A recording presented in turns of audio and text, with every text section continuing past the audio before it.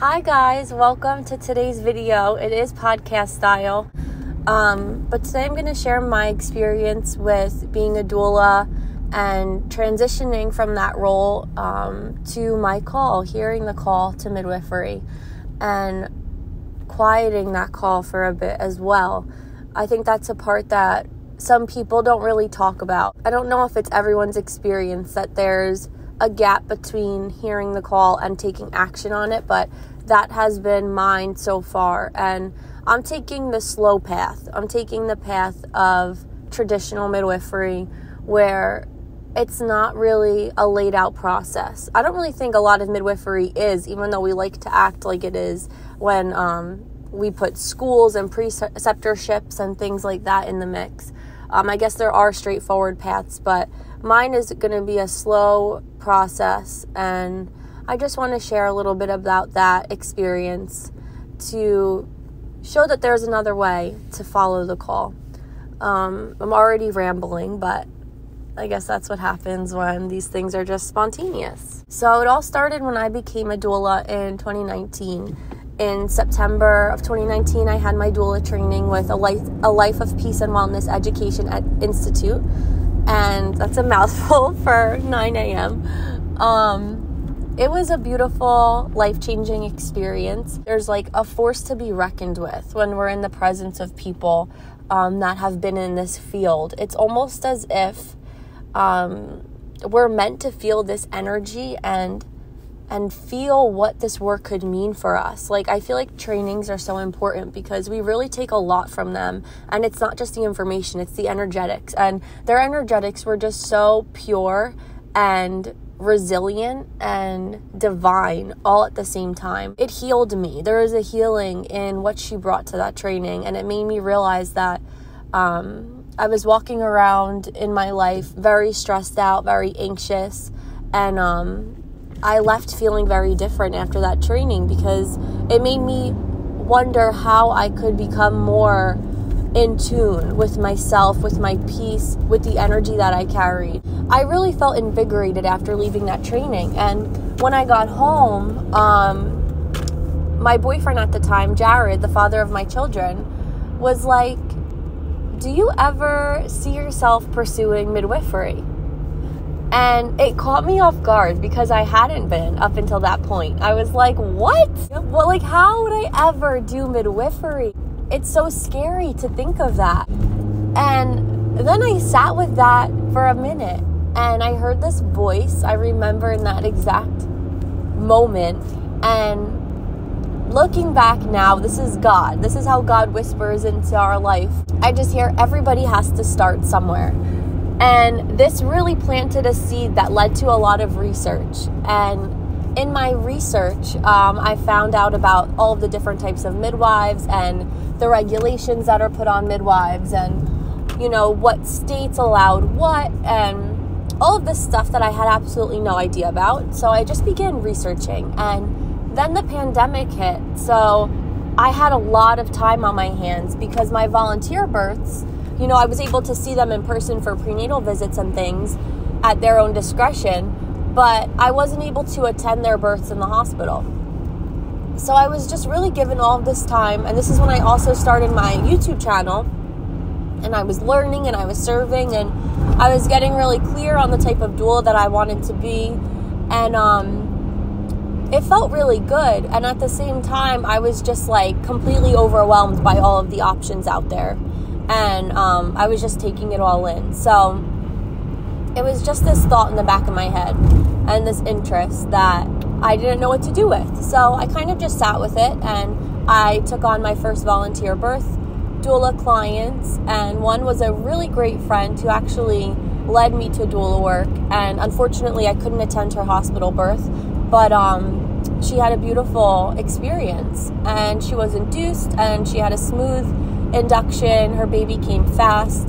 It was a great experience. I learned a lot about myself in that first experience supporting somebody in pregnancy.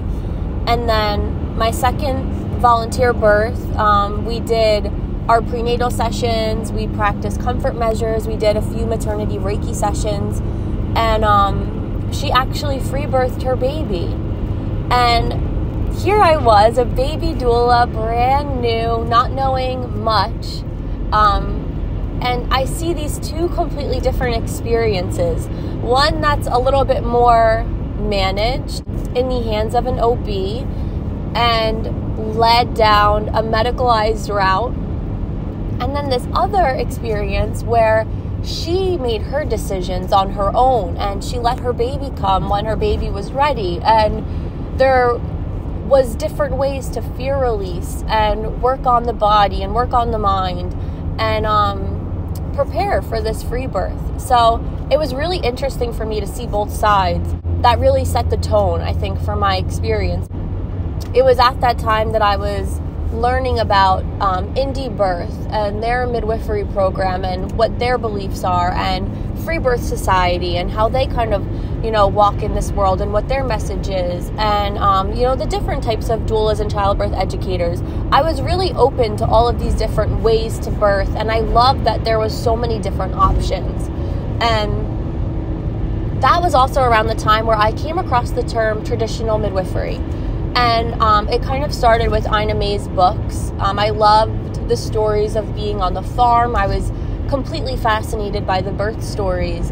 And I had also learned that traditional midwifery is illegal in New Jersey. And this was kind of upsetting because if I wanted to go into midwifery, I learned that that was the route that I wanted to take. I had thought about becoming a CNM. I went to my college, and it was also in 2020. All of this happened in that pandemic time. I was very inspired, and I remember going to my school and sitting and learning about the nursing program and how I could maybe join the nursing program and then attend college afterwards for midwifery. And I realized that nursing really wasn't the path because I didn't want to be in the hospital for my preceptorship or for most of the births. So I decided to look into CPMs, which are certified professional midwives, and they usually become licensed and get their CPM, and then they can attend home births and birth center births in many cases. And then I wasn't so intrigued by that anymore because I learned about the regulations of licensed midwives. And I didn't really want to walk into a profession where I would be in situations where my hands were tied and where I wouldn't be able to, make those decisions for myself. My mamas wouldn't be able to make their decisions for themselves. And so that really didn't align with me. And I'm really happy that I sat with this feeling and I didn't just jump into a program because I felt like I needed to start. I really allowed this information to come to me and to explore the options, because in this time as well, I wasn't feeling that full body yes.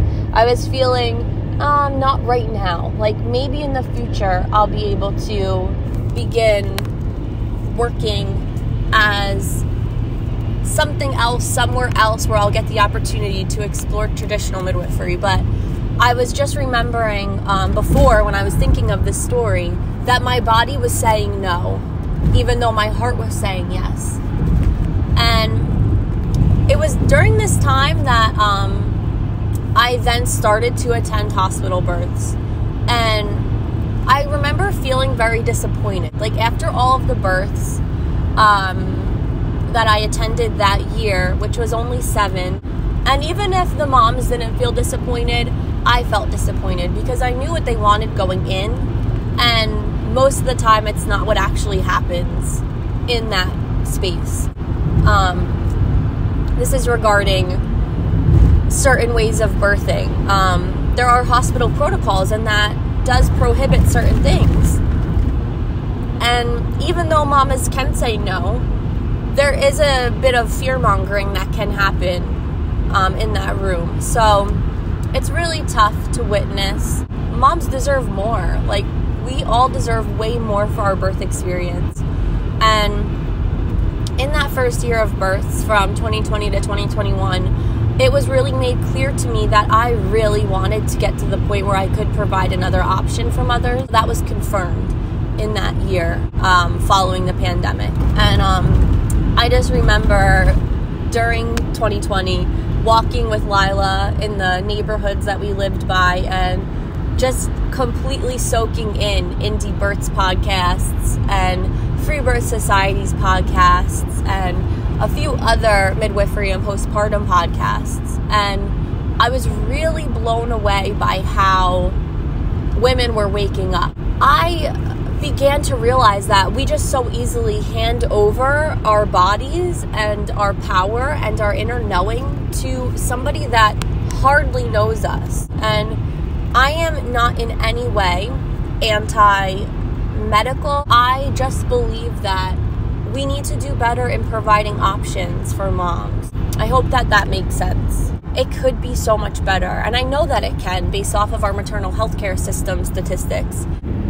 The reason now that I'm kind of like unpacking how I got here and unpacking where I want to go with it, I'm realizing that I am so drawn to this traditional midwife as a wise woman. I want her care, and I want to be her care, and I want other women to feel the love the wise woman way.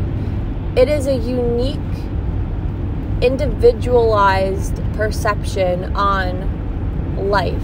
Its symbol is the spiral. It's never ending. Prenatal care is everything. It is love, it is nourishment, it is connecting with these mothers. So there's a line of trust, and it's establishing relationship with not only the mother, but the entire family unit, and forming a bond that helps mothers know that they have support in their corner. And in turn, this allows the midwife to trust the mother. It's not, as I'm just going to use an example, when somebody goes to see an OB, it almost feels like the OB is like over the mother. Like they're the ones making the decisions and the mother's just along for the ride. It's not that type of care. It's a true relationship when it comes to traditional midwifery and mothers. And I believe that this is so badly needed because most of the time there isn't trust in this relationship when it's medicalized. There's a falsity that happens where people go in thinking that they're going to have one experience and they actually get a different experience because the provider doesn't truly know the mother and the mother doesn't truly know the provider. It is knowing each other and trusting each other and spending hours together learning about this mama and baby.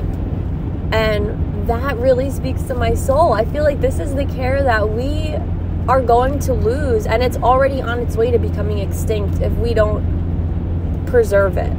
And in preserving it, we are also preserving physiologic birth. The way that physiologic birth works, it is like a system. It's an entire ecosystem in itself. Like, that's just the word that comes to mind. It is this beautiful process between mom and baby that makes birth safe, and it creates such a gorgeous transition from this mother through labor and birth into her early postpartum, and even affects her life all the way down the road. It's just gorgeous, and we lose that when we start to medicalize birth. There's so much magic that's lost, and so that's why I really deeply feel the need and the call. I totally resonate with the wise woman way. And if you ever heard of Susan Weed, she has a book called Healing Wise. It goes into these different methods of care, and she talks about the wise woman method, the heroic method, and the scientific method. And through reading them, it really became clear why I resonate with this path. And it's because the wise woman way is all about unique, individualized care. And that's really what stuck out to me when I became a doula, is that every mom, she is unique. She is an individual. She has a vision that nobody else has had. There's this uniqueness every single time you meet with somebody. And this really has the power to grow a beautiful relationship. And I want that. I want that for mothers. I want that for everybody. I don't think that is ever a negative thing. There's a lot of unlearning to do in our society right now. So that's why I feel called to traditional midwifery. It is truly being with women and I love being with women. I love truly supporting somebody for where they're at. And so that's why I really resonate with the traditional midwifery path, and it can look different for everybody. So there's a few ways to get into traditional midwifery. There are programs now. There is also the preceptorship route, or you can mix the two together. And the preceptorship experience is definitely needed in becoming a midwife, in my opinion, because that's how you learn the energetics. That's how you learn the hard skills, and it's like real time. You're really going to birth with an experienced midwife. And then now, since there's programs, people combine the two. They do a program and they also get a preceptorship. But it used to not be like that. Back in the day, it was just you went to birth with your mom or with your neighbor. It's been passed down from generation to generation, and that's how people used to learn. But now we have those different routes and different options. But to me, I think the in-person is obviously the most important. I joined a midwifery mentoring circle that then gave birth to Sophia's Circle, which is the school of traditional midwifery that I'm now a part of. And my mentor, when she put this out there, when she put out that she was looking for aspiring midwives to gather and just to get together and see what would happen, this school was born because there's a need for it. There is such a need for more traditional midwives. So we were together for a few months. Our elder midwife who put the circle together was like, I am called to turn this into a program. And then there it was. We became a program. It birthed itself. And it's been a beautiful, beautiful experience. It will almost be a year of my time with our elder midwife in a mentoring way. And this is just like learning the basics of traditional midwifery. Like, we haven't done anything hands-on. I'm just learning the way of what traditional midwifery is. We're learning the heart. We're learning the ritual. We're integrating. We're learning about ourselves. It's just like this blossoming every time we're all together of what this work actually means. And it's so amazing to watch these transformations continuously happen. It's just so powerful. When you get a group of women together, there is seriously nothing like it. It's just the most powerful feeling. And my favorite part about Sophia's Circle is that we are gathering in person. So that is a little bit of a unique piece. A lot of the programs are distance, where you may never really get the chance to be together. And to see the rest of the people that are learning beside you. But I'm sure they come up with their own opportunities, to gather. But this is really amazing to have something to look forward to every single month. It's something that I can't even have full expression over right now, because it's just so life-changing, and I'm so grateful to have this experience. So that's where I have come from with all of this. I have really gotten clear on the care that I want to offer other people. And I think that is an easy way to make the decision for yourself. It's like, what kind of care do I want to offer? And what will I not be able to do if I go a certain route? At least that's how I have processed that over time. And that's how I made this decision. Thank you for listening. Have a beautiful rest of your day.